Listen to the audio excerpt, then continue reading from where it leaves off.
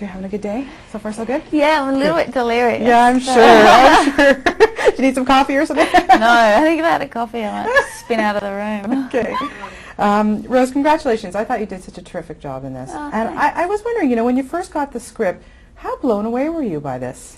I thought it was such a great script. I remember reading it and just thinking it was a complete page turner. I was very involved when I read it. It was great. I couldn't put it down. So what was it about the story that, just maybe touched you? Or Oh, the conflicts and the choices and the sacrifices and, oh, man, it's so dramatic. And I'm a sucker for any of that, I cried anything. I thought it was beautiful. It would stir up all those challenges.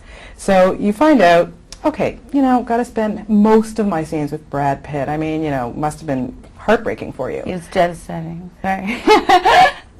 No, it was a pleasure. It's a pleasure. He's a lovely person. Was it intimidating at all?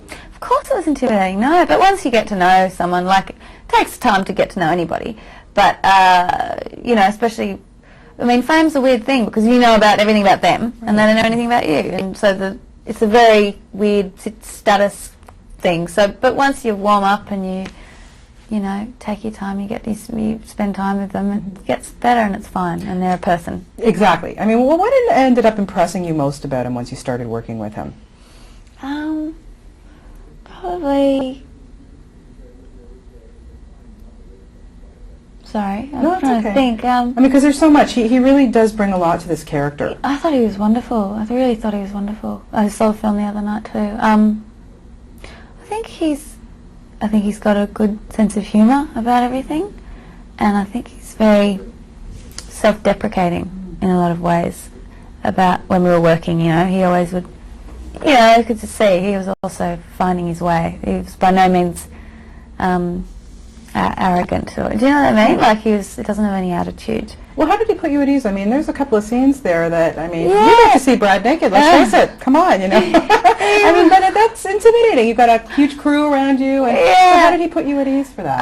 I think he's got a good sense of humour, so we always have a laugh about the situation, the absurdity of it, and he was kind of cheeky, he's just cheeky. He's a cheeky guy, and he's quite shy too. He's not, overt, he's reserved.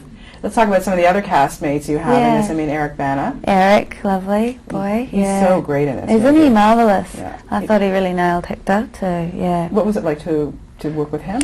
Well, unfortunately, we only had one small scene together, but I saw him around a bit. His family was on set a lot, so he didn't come out much, but I'm such a fan of his work. I kind of grew up, he was a very famous comedian in Australia. He's kind of like our Will Ferrell. Yeah. So for me, it's really interesting. I know. He's hilarious.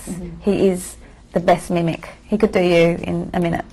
He's amazing. He does the best Wolfgang Petersen. It's funny because he doesn't, North American audiences have only seen him in these very serious roles. And I asked him about taking on a comedy, and he's a little hesitant. And I thought, that's odd, because people in Australia know he's a comedian. I hope he does, because he's hysterical.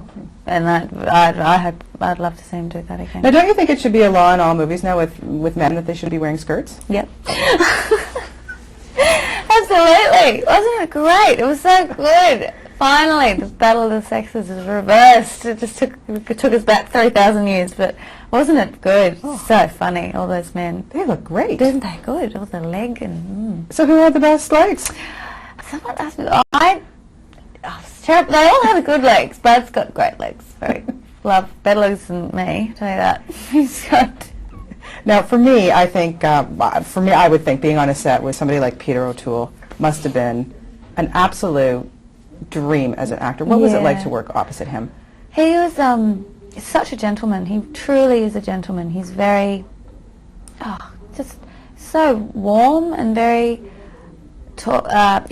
curious about. He still has a curiosity about life and people, and he's divine. He's so witty and smart, and he's such a marvelous actor. And his voice, and it was an honour. Yeah. He's quite a character. Have you met him yet? No, next. Can't wait. I'm very excited about that. Yeah, he's great. The scope of this production was just, astronomical. I don't think you can ever top this experience. No, tell me about your reaction when you first got on and you saw these sets and you're in Troy and you're on these beaches. What were you thinking and feeling?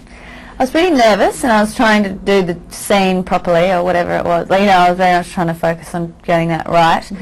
But it was hysterical. Yeah, sometimes you show up to work and there'd be, you know, thousands of extras, and be like middle of the night, food, big lights. It was like a rave, and walking around talking. And it was like, what am I doing here? You know, how did I end up here? You know, it's so rare that a film like this actually gets made, because it's very much like your Ben-Hur or your Lawrence of Arabia. So it's a rarity that gets made, and it's a miracle that I'm in it. You know, let alone that, you know, that it's being made. So no. Were you ever, you know, freaked out or just wondered how Wolfgang held this all together? Yes, absolutely, but I'm also extremely selfish, like any good actor, and I've very much remained in my own tunnel of what my character was doing. So I didn't really try to think about anyone else's journey until I saw the film, and I went, Wolfgang's a genius. Yeah. He's a genius, of course. Look at this. Look at what else was going on around me. You know, you tend to get a little unaware if you're trying to focus on what you're doing. You sort of have tunnel vision. But he was, I mean, he's a general. Yeah. I was going to ask you a bit about your character, because she gets, you know, thrown around a lot of emotion. There's a lot going on there. Was she hard to prepare for? Yeah, it was. It was a challenge to keep that, sustain that kind of, you know, energy, and the stakes are really high in every scene. So it was definitely a challenge to try and keep that on simmer the whole time. Well, what really, you know, drives her? She's complicated because she doesn't know if she should stay at the Trojans. She's in love with Achilles, who's the enemy. You know, where do you have to go to play that? You know, okay, if it's Brad Pitt, I'll go with you. But seriously. Well, I had a huge struggle, because I was discussing with a friend, listen, you know, she's a priestess and she's devoted to the gods, and, you know, it's a huge philosophical thing, you know, it's like she's a nun and she gives, you know, effectively. And I remember saying to a friend, you know, what do you think of the, you know, why does she do this? What's her motivation? And I was getting very actorly, and he said, well, yeah, it's easy. And I was like, what? And he goes, it's Brad Pitt.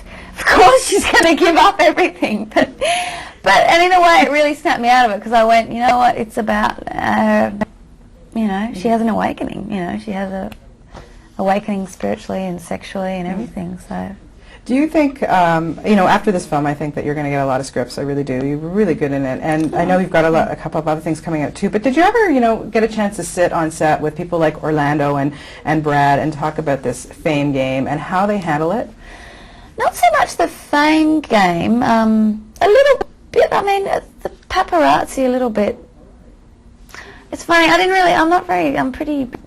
pry that much with people, so. But I did talk about their career. I remember asking Brad a lot about, you know, Thelma and Louise, and asking him about how he got his start, and he's so lovely. He told me all about that, and that was fascinating for me to hear.